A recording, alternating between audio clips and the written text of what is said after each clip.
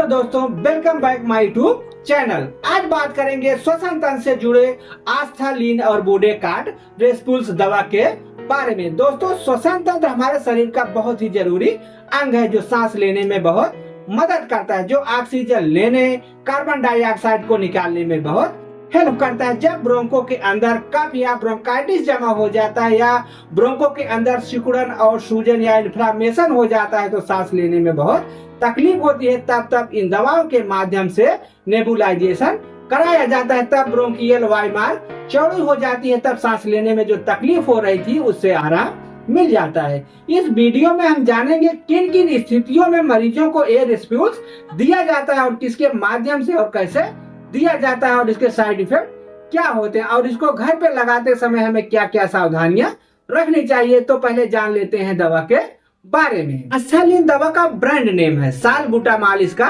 Composition है। यह bronchodilators class की दवा है। यह दवा 2.5 mg और 2.5 ml के रूप में मिलती है। प्रति 2.5 ml के प्लास्टिक कंटेनर की कीमत 6 रुपए 43 पैसे और 5 मिलीग्राम की 15 ml के रूप में मिलने वाली प्रति कांच कंटेनर की कीमत इस समय 11 रुपए 59 पैसे है, जो सिंपला कंपनी के द्वारा प्रोड्यूस की जाती है। फिर है बूडेकार्ट। बूडेकार्ट दवा का ब्रांड नेम है जो स्टेरॉइड्स क्लास की दवा है, जिसमें बूडेसोनाइड इसका कंपोजिशन है जो 0.5 mg 2 ml प्लास्टिक कंटेनर में आती है। इसके स्ट्रेंथ अलग है, इसलिए इसके रेट में बदलाव हो सकते हैं। इसको भी सिप्ला कंपनी बनाती है। अब जान लेते हैं यह दवा किस रोग में या किस बीमारी में यूज होती है। जैसे अस्थमा हो गया, निमोनिया हो गया, सर्दी हो गई, सांस फूल रहा है, सांस लेने में दिक्कत हो रही है, COPD जिन्हें हम क्रॉनिक ऑब्स्ट्रक्टिव पल्मोनरी डिजीज कहते हैं। यह बहुत खतरनाक स्थिति होती है जो धूम्रपान और अन्य कारण से हो सकते हैं। खांसी आना, सांस लेते समय घड़घड़ाहट की आवाज आना श्वसन संबंधी बीमारी होती है। इसमें इन दवाओं का इस्तेमाल किया जाता है। दोस्तों, श्वसन तंत्र से जुड़े बीमारियों को दूर करने के लिए टैबलेट, इंजेक्शन, सिरप और इनहेलर में डालने के लिए कैप्सूल है, जिसे हम पंप के नाम से जानते हैं। यह दवाइयां श्वसन तंत्र से जुड़े रोगों को ठीक भी करती हैं, लेकिन रेस्पूल्स की जो दवाइयां हैं वह कफ को गीला करके श्वसन क्रिया में तुरंत आराम पहुंचाती है, क्योंकि यह यांत्रिक प्रक्रिया है। दोस्तों, रेस्पूल्स एक छोटा प्लास्टिक या कांच का कंटेनर होता है जिसमें दवा के रूप में तरल पदार्थ होता है। दवा के रूप में तरल पदार्थ को नेबुलाइजर नामक मशीन में के कंटेनर में डाला जाता है, जिसे आम बोलचाल में भाप की मशीन बोलते हैं। यह नेबुलाइजर मशीन दवा रूपी तरल पदार्थ को एक महीन भाप में बदल देता है, जिससे रोगी के मुंह नाक के माध्यम से सांस के जरिए 5 से 7 मिनट अंदर लेते रहने से सांस लेने की तकलीफ कम हो जाती है। अब जानते हैं, अगर आप घर पे नेबुलाइजेशन कर रहे हैं या अपने किसी परिवार के सदस्य को नेबुलाइजेशन करा रहे हैं तो कैसे करना चाहिए। अगर आप आस्थालीन रेस्प्यूल्स ले रहे हैं अस्थमा के लिए, जैसे सांस फूल रही है, सर्दी हो गई है, सांस लेने में दिक्कत हो रही है, तो आस्थालीन 2 ml 5 से 7 मिनट दिन में 2 बार ले सकते हैं। अगर आप बूडेकार्ट ले रहे हैं तो इसे भी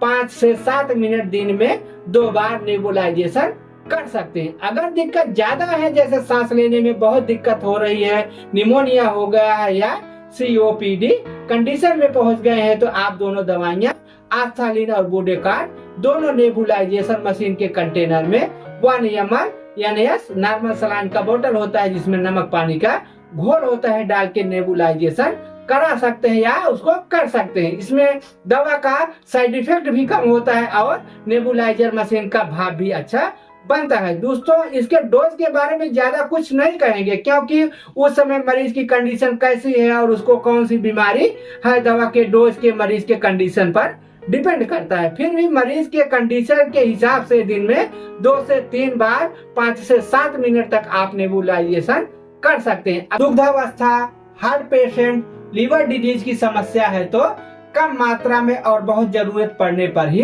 देनी चाहिए। सिर दर्द, ओरल फंगल इन्फेक्शन, स्वाद में परिवर्तन, स्क्रैच, सूजन, ऐसे कुछ साइड इफेक्ट दिख सकते हैं। यह रही आपके आस्थालीन और बूडेकार्ट रेस्प्यूल्स की वीडियो। पसंद आए तो लाइक करें, सब्सक्राइब करना ना भूलें। इससे हमको मोटिवेशन मिलता है और आपको नई वीडियो का नोटिफिकेशन। इसलिए स्वस्थ रहिए, मस्त रहिए।